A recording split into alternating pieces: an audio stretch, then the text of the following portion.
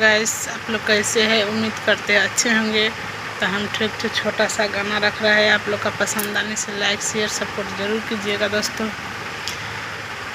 एक दिन खातिर बन जाता सोनार मोर बाला मुआ, एक दिन खातिर बन जाता सोनार मोर बाला मुआ।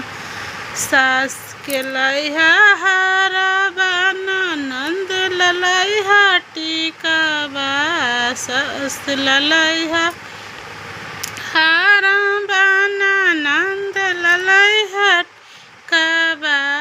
हमरो लागिल इहा झुमकबा मोर बाला मुआ, हमरो लागिल इहा झुमकबा मोर बाला मुआ।